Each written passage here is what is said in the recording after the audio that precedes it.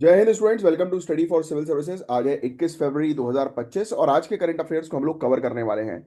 आप में से जो भी स्टूडेंट यूपीएससी, बीपीएससी या किसी भी स्टेट पीएससी की तैयारी कर रहे हैं तो लेक्चर को एंड तक जरूर देखिएगा, क्योंकि यहाँ पर बहुत ही इंपॉर्टेंट करंट अफेयर्स के ये लेक्चर है और टॉपिक्स इसके अंदर हम लोग कवर करते हैं जो आपके एग्जामिनेशन में आपको काफी हेल्प करेगा। और ये ज्ञान सर है और ज्ञान सर का पेड बैच आपके लिए गाइस अवेलेबल है। दिए गए नंबर पर कांटेक्ट करके आप पेड बैच को ज्वाइन करिए। UPPCS, BPSC, UKPSC, RO, ARO, BEO, UP triple SC exam की प्रॉपर जीरो से लेकर सिलेक्शन तक की तैयारी करवाई जा रही है।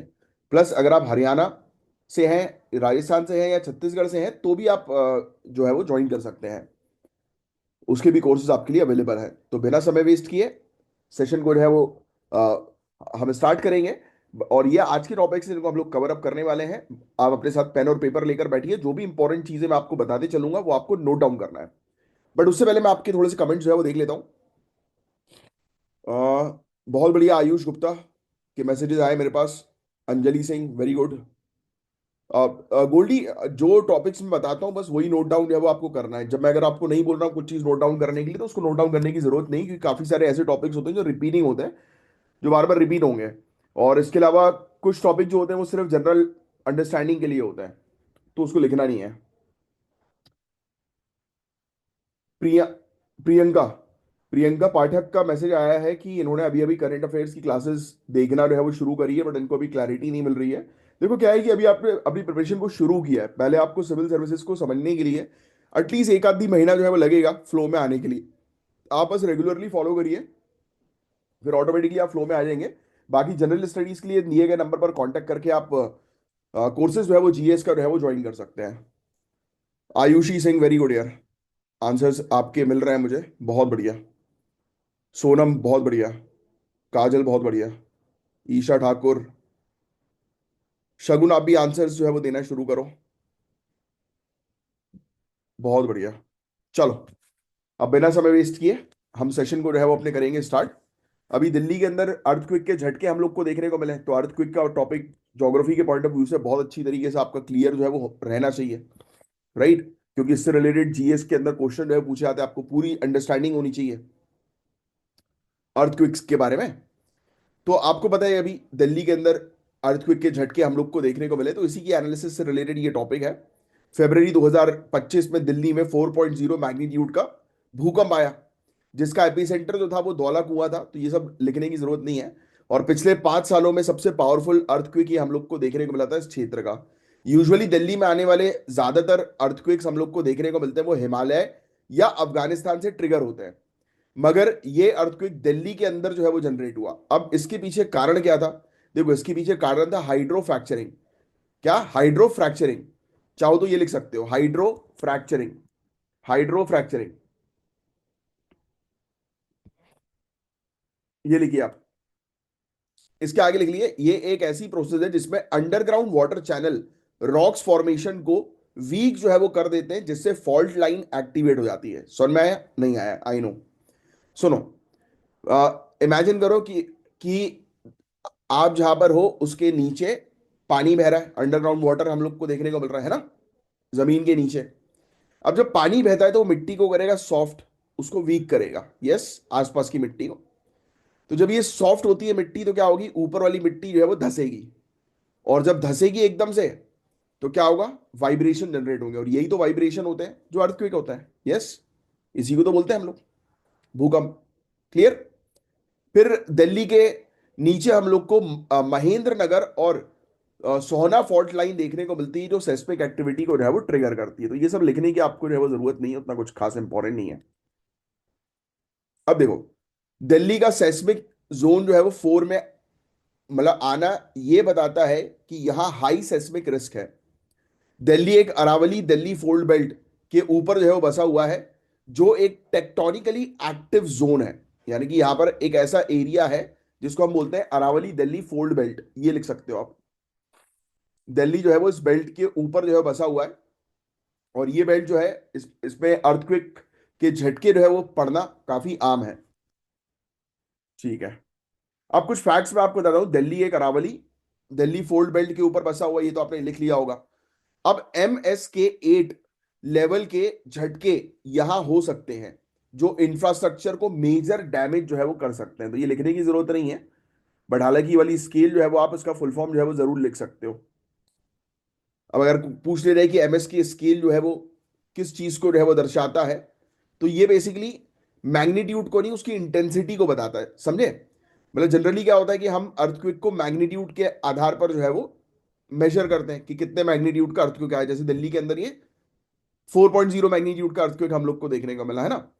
अब ये जो एमएस की स्केल जो होती है, ये उसकी इंटेंसिटी कितनी ज्यादा है वो बताता है। मतलब कितना खतरनाक हो सकता है, कितना घातक हो सकता है, कितना डैमेज करेगा, तो वो बताता है।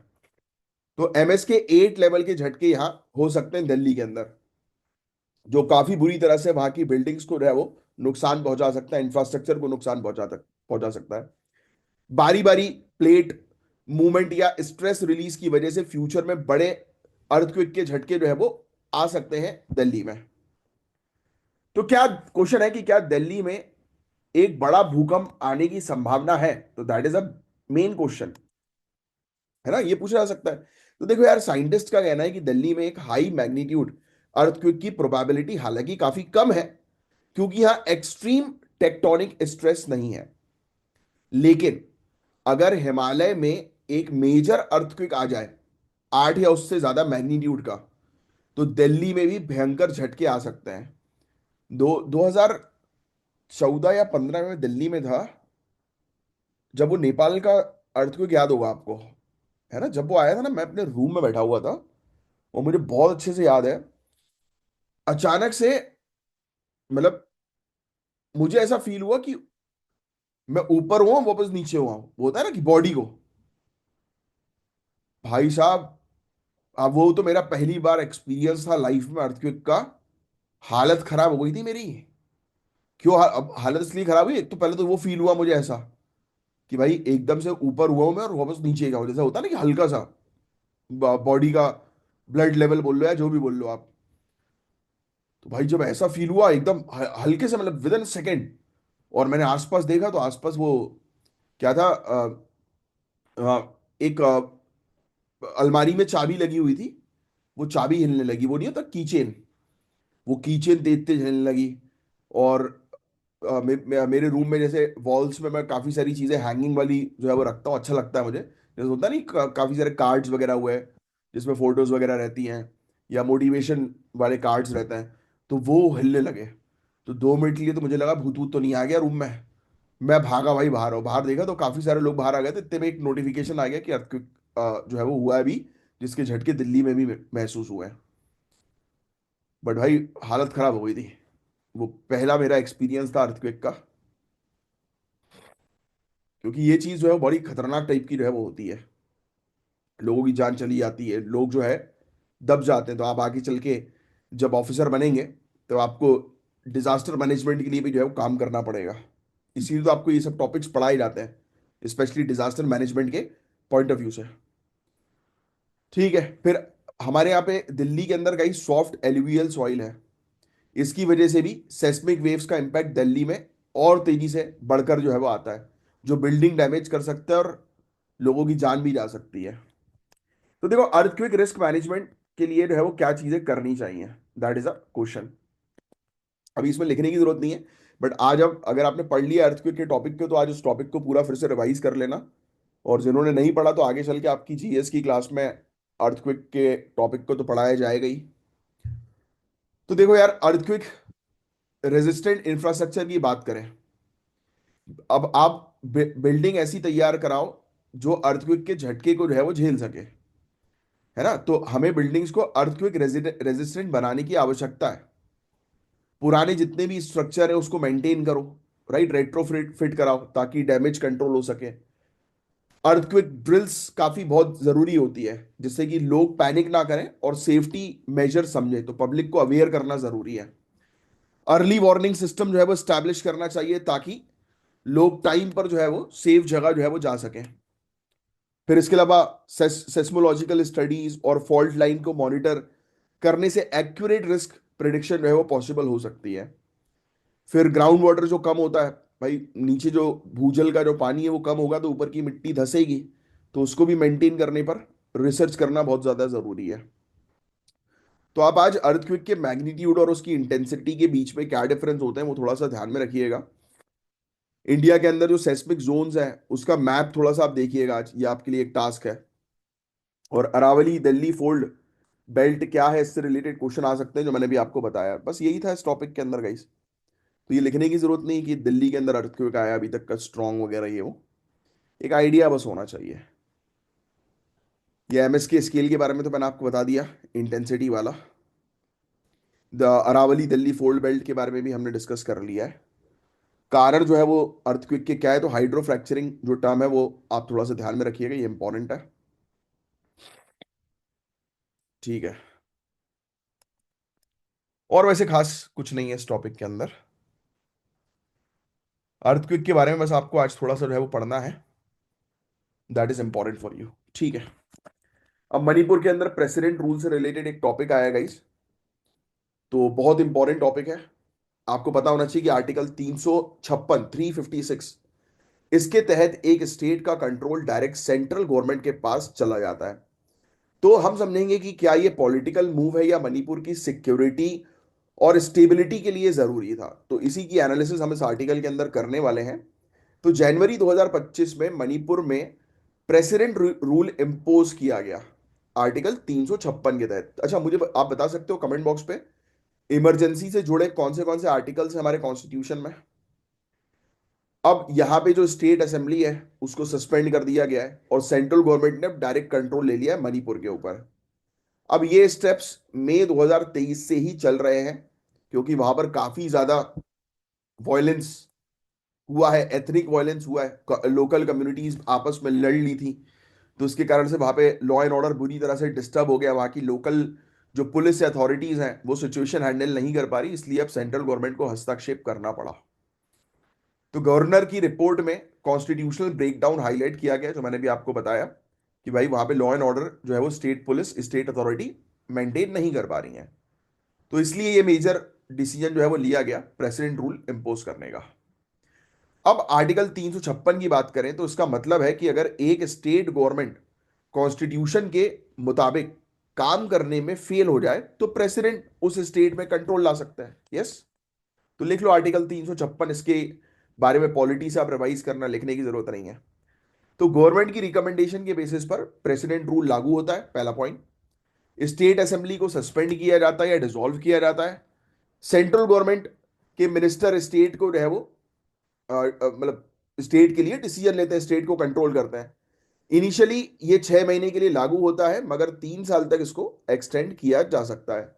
और सुप्रीम कोर्ट के जजमेंट्स ने क्लियर किया है कि प्रेसिडेंट रूल जुडिशियल रिव्यू के अंडर आएगा। याद रखना, प्रेसिडेंट जो रूल है वो जुडिशियल रिव्यू के अंदर आता है, ये चाहो तो लिख लो। वैसे तो आप पॉलिटी में होगा, बट इन जनरल लिख लो अभी के लिए। देखो, कुकीज और मेतेई कम्युनिटी, ये कम्युनिटी के नाम लिख लो करंट अफेयर्स के पॉइंट ऑफ व्यू से। इन कम्युनिटी के बीच में जो है वो इश्यूज हुए थे, जिसके कारण से लॉ एंड ऑर्डर डिस्टर्ब हुआ, लोकल अथॉरिटी उसको कंट्रोल नहीं कर पाई, और यही वजह थी कि प्रेसिडेंट रूल जो है वो लागू करना पड़ गया। बस यही था, और कुछ नहीं है इसके अंदर। बाकी मैं आपको चीजें बता ही चुका हूं। ठीक है। तो मेजर इशू क्या था, लॉ एंड ऑर्डर का डिस्टर्बेंस वगैरह, पॉलिटिकल इनस्टेबिलिटी। गवर्नर की रिपोर्ट में ये चीज क्लियरली जो है वो हाईलाइट हुई है। इससे पहले भी पंजाब इंसर्जेंसी के दौरान भी आर्टिकल 356 का इस्तेमाल 3 साल से ज्यादा समय तक किया गया था। तो जो ये 3 साल का जो समय है, ये एक बार जो है वो क्रॉस भी हुआ है। तो इस समय प्रेसिडेंट जो है वो पूरा कंट्रोल ले लेते हैं, यानी कि सेंट्रल गवर्नमेंट लेती है वैसे, और गवर्नर के सुपरविजन में, यानी कि गवर्नर जो है वो चलाते हैं पूरी स्टेट को। फिर चीफ सेक्रेटरी और एडवाइजर्स पॉलिसी मेकिंग में, गवर्नेंस में, शासन में बेसिकली हेल्प करते हैं। स्टेट असेंबली सस्पेंड हो जाती है, डिसॉल्व हो जाती है, और पार्लियामेंट जो है वो राज्य के लिए जो है वो कानून बनाती है, यानी कि जितने भी स्टेट के सब्जेक्ट होते हैं वो पूरे के पूरे सेंटर के पास जो है वो चले जाते हैं, यानी कि फेडरल स्ट्रक्चर ब्रेक हो जाता है। कभी कभी क्वेश्चन आता है कि बिना कॉन्स्टिट्यूशन को अमेंड किए जो फेडरल स्ट्रक्चर है वो कब ब्रेक होता है, तो ये ड्यूरिंग इमरजेंसी, इमरजेंसी के दौरान जो है वो ब्रेक होता है। आप फेडरल सिस्टम के बारे में तो आपने पढ़ा ही होगा ना। संघीय प्रणाली, जिसको हिंदी में रहो हम लोग बोलते हैं फेडरलिज्म। काफी इंपॉर्टेंट टॉपिक है। तो पूरा आप बात करें फाइनेंस की, पैसों की, तो ऑब्वियस ही बात है कि पूरे जितने भी खर्चे होते हैं स्टेट के, वो कहाँ करना है, किस चीज पे करना है, वो प्रेसिडेंट डिसाइड करेंगे। पार्लियामेंट फिर बजट को अप्रूव करती है स्टेट के। 6 महीने के लिए ये लागू होता है, मैक्सिमम 3 साल तक बोला जाता है, एक्सटेंड किया जा सकता है। और 1 साल बाद एक्सटेंशन तभी पॉसिबल होगा जब नेशनल इमरजेंसी लगी हो या इलेक्शन कमीशन कहें कि इलेक्शन पॉसिबल नहीं है। तो ये चीज है। ठीक है। 60,000 से ज्यादा लोग जो है वहां पर भाग गए। बहुत बुरी स्थिति हुई है मणिपुर के अंदर। न्यूट्रल एडमिनिस्ट्रेशन एस्टैब्लिश किया जाएगा ताकि ये सब जो वायलेंस हुआ है कम्युनिटी के बीच में, उसको इफेक्टिवली हैंडल किया जा सके। सेंट्रल फोर्सेस अब वहां पर डिप्लॉय हो जाएंगी, लॉ एंड ऑर्डर सिक्योरिटी को जो है वो मजबूत करने के लिए। पॉलिटिकल क्राइसिस को कंट्रोल करने के लिए स्टेबल एनवायरनमेंट क्रिएट किया जाएगा। आने वाले इलेक्शन में फेयर प्रोसेस इंश्योर की जाएगी। ठीक है। अब एसआर बोमई का केस है 1994 का, जो आपके सामने आपको दिखाई दे रहा है, लिख लो ये। एसआर बोमई का केस इंपॉर्टेंट है, हालांकि मैं ज्यादातर केसेस लिखने के लिए मना करता हूं, बट ये चीज आप लिख लीजिए। एसआर बोमई केस, इसमें ऑनरेबल सुप्रीम कोर्ट ने कहा कि आर्टिकल 356 जुडिशियल रिव्यू के अंडर आता है। याद रखना, ये बहुत इंपॉर्टेंट है, इससे रिलेटेड क्वेश्चंस बनते हैं। एसआर बोमई केस, इस केस के तहत बताया गया है कि प्रेसिडेंट रूल भी जुडिशियल रिव्यू के अंडर आएगा, और स्टेट गवर्नमेंट को सिर्फ गवर्नर की रिपोर्ट के बेसिस पर डिसमिस नहीं किया जा सकता। वो भी चैलेंज हो सकता है उसमें, कोर्ट में। फिर रामेश्वर प्रसाद केस, ये लिखने की जरूरत नहीं है, 2006 का केस है। सुप्रीम कोर्ट ने पॉलिटिकल मिसयूज को जो है वो क्रिटिसाइज किया, और कॉन्स्टिट्यूशनल प्रोप्राइटी की जरूरत जो है वो उसको हाईलाइट किया कि भाई मेन चीज जो है फोकस करो कॉन्स्टिट्यूशन के ऊपर, ना कि पॉलिटिकल मूव के ऊपर। यानी कि आपकी अगर किसी स्टेट गवर्नमेंट से बन नहीं रही है, तो इसका मतलब ये नहीं कि आप वहां पर फोर्सफुली जो है वो प्रेसिडेंट रूल जो है वो लगा दोगे और सेंटर के अंदर उस स्टेट को जो है वो ले आओगे। ठीक है। फिर आप लिखेंगे सरकारिया कमीशन के बारे में, बहुत इंपॉर्टेंट कमीशन, 1987, लिख लीजिए। सरकारिया कमीशन, पुंशी कमीशन भी इंपॉर्टेंट है, ये भी लिख लीजिए, हालांकि पॉलिटी में आपके आएगा। बस सिर्फ इसके हेडलाइन लिख लीजिए आप, और ब्रैकेट में लिखना सरकारिया कमीशन के आगे कि प्रेसिडेंट रूल को एक लास्ट रिजॉर्ट बनाना चाहिए। ये कहा गया कि हर कभी आप प्रेसिडेंट रूल मत लगाओ, ये तभी लगाओ जब सिचुएशन बुरी तरह से वर्स्ट हो चुकी है और कोई रास्ता नहीं निकल रहा है, और बाकी सभी गवर्नेंस मेजर एग्जॉस्ट करने के बाद ही इंप्लीमेंट होना चाहिए। यानी कि आपने पूरी ताकत लगा ली, जोर लगा लिया सिचुएशन को हैंडल करने के लिए, बट नहीं हो पा रही है, तब आप लगाइए प्रेसिडेंट रूल। ऐसे ही पुंशी कमीशन था 2010 का, उसने बोला कि स्टेट के बजाय स्पेसिफिक डिस्ट्रिक्ट में इमरजेंसी प्रोविजन लागू करो, यानी कि पूरे राज्य को प्रेसिडेंट रूल के अंदर मत लेके आओ, जिस क्षेत्र में डिस्टरबेंस चल रहा है आप उस क्षेत्र में लगाओ, जिससे कि उस राज्य की जो ऑटोनॉमी आप कह सकते हो, तो वो मेंटेन रहे। प्रेसिडेंट रूल की ड्यूरेशन को 3 महीने तक लिमिट करने का भी रिकमेंडेशन पुंशी कमीशन ने दिया था। ये लिख लेना पुंशी कमीशन के बारे में। ऐसे ही हम लोग को national commission to review the working of to review the working of constitution 2000 का देखने को मिला। इसका कंप्लीट एलिमिनेशन नहीं होना चाहिए, मगर मिसयूज प्रिवेंट होना चाहिए, ये कहा गया। मतलब आप प्रेसिडेंट रूल को पूरी तरह से खत्म मत करो, वो रखो, बट इसको वही लास्ट रिजॉर्ट के तौर पर इसका होना चाहिए, और अगर इलेक्शन पॉसिबल नहीं है तो प्रेसिडेंट रूल कंटिन्यू रह सकता है। फिर गवर्नर की रिपोर्ट डिटेल्ड और जस्टिफाई होनी चाहिए। स्टेट को पहले एक वार्निंग दी जानी चाहिए। इसके अप्रूवल के लिए स्पेशल मेजोरिटी की जरूरत होनी चाहिए। तो ये सब कुछ रिकमेंडेशंस थे जो आपने आंसर्स में जो है वो लिख सकते हैं। अच्छा, आज आप पढ़ेंगे, एक टास्क दे रहा हूं, आर्टिकल 356 और 365, आर्टिकल 365 और आर्टिकल 356, इसके बीच में क्या डिफरेंस है। ठीक है। अब ये स्कीम है, मैं आपको ऑलरेडी बताता हूं कि इस प्रकार की स्कीम से रिलेटेड अक्सर क्वेश्चंस आते हैं, और ये ऐसी स्कीम्स अक्सर न्यूज में आएंगी। अब देखो, स्कीम का नाम ही है फसल बीमा योजना, क्रॉप इंश्योरेंस स्कीम हम लोग को देखने को मिल रही है। अब सुनो, तो प्रधानमंत्री फसल बीमा योजना स्पेशली किसानों के लिए एक इंपॉर्टेंट इंश्योरेंस स्कीम है। मेरा क्वेश्चन है, क्या ये स्कीम सभी के लिए मैंडेटरी है, सभी किसानों के लिए? कमेंट बॉक्स में लिखकर बताना। तो 2016 में इस स्कीम को लॉन्च किया गया, लिख लो। किसानों को नेचुरल डिजास्टर, पेस्ट और बीमारियों की वजह से होने वाले क्रॉप लॉस से फाइनेंशियल प्रोटेक्शन देने के पॉइंट ऑफ व्यू से ये स्कीम है। जैसे भाई हम गाड़ी का इंश्योरेंस कराते हैं ना अपनी, गाड़ी का अगर एक्सीडेंट हो जाता है तो इंश्योरेंस कंपनी वाले गाड़ी बनवा के देते हैं, ये बस बिल्कुल वैसे ही है कि इसमें किसान एक प्रीमियम देते हैं छोटा सा, और अगर क्रॉप फेलियर होगा तो पूरा जितना भी उनका नुकसान हुआ है पूरा का पूरा किसान को मिलेगा। और इस स्कीम में गवर्नमेंट सब्सिडी होती है ताकि फार्मर्स के ऊपर बर्डन ना जाए। 18 फरवरी 2025 को लेटेस्ट, 9 साल इसको कंप्लीट जो है वो हुए हैं, इसलिए ये टॉपिक आप न्यूज में देख रहे हो। अब कुछ पॉइंट्स हैं जो लिख लो। पहला point, compulsory for Loni farmers, लेकिन नॉन लोनी फार्मर्स के लिए ऑप्शनल है। मतलब सिंपल शब्दों में, जिन्होंने लोन लिया है ना किसानों ने, उनके लिए ये स्कीम कंपलसरी है, जिससे कि किसानों के ऊपर बर्डन ना आए। और जिनने लोन नहीं लिया है उनके लिए ऑप्शनल है। अब एक और चीज समझना जरूरी है, इसके अंदर जो सब्सिडी मिलती है प्रीमियम के ऊपर, जो आप प्रीमियम पे करते हो ना इंश्योरेंस के लिए, जैसे मेडिकल इंश्योरेंस कराया तो साल का प्रीमियम लगता है, ऐसे ही इसके लिए होता है। अब सवाल उठता है कितना। बहुत कम पैसा लिया जाता है किसानों से। हालांकि कंपनी जो है वो चार्ज करती है खारिफ क्रॉप का 2% प्रीमियम, लिख लो। खारिफ क्रॉप्स का 2%, मतलब आपने जितनी लागत लगाई है उसका 2% मात्र आप ये कंपनी को देंगे। खारिफ का 2% लिख लो, राबी का 1.5% लिखो। राबी का 1.5% लिखो। खारिफ का 2%, राबी का 1.5%,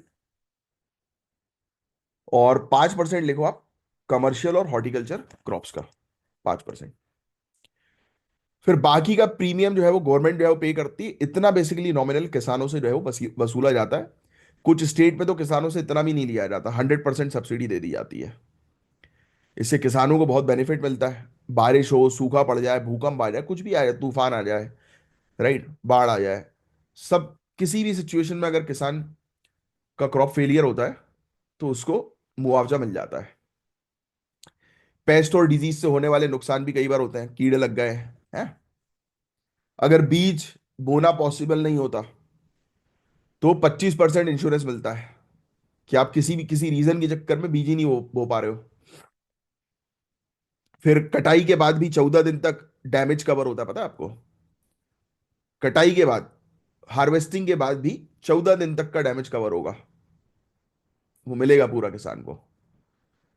फिर सब कुछ कवर्ड है, लोकलाइज डिजास्टर, किसी भी प्रकार का डिजास्टर ले लो आप, सब कवर्ड है। अब आज की डेट में टेक्नोलॉजी का इस्तेमाल कर रहे हैं, ड्रोन्स का इस्तेमाल कर रहे हैं क्रॉप्स को मॉनिटर करने के लिए कि कोई फ्रॉड ना कर ले। सैटेलाइट इमेजेस का इस्तेमाल किया जा रहा है। एक लिख लेना आप, सी सी ई एग्री ऐप, सी सी ई एग्री ऐप, सी सी ई एग्री ऐप, ये लिख लो। फुल फॉर्म है क्रॉप कटिंग एक्सपेरिमेंट। इसकी एक एप्लीकेशन है, इसके तहत जो भी पूरा डेटा होता है वो नेशनल क्रॉप इंश्योरेंस पोर्टल पर अपलोड कर दिया जाता है। एक ऐसे ही है YES tax system, yes tax system, yield estimation system based on technology. Kharif 2023 में इंट्रोड्यूस किया गया था, एस्टिमेशन निकालने के लिए कि उपज जो है वो कितनी होगी, उसको जो है वो निकालने के लिए।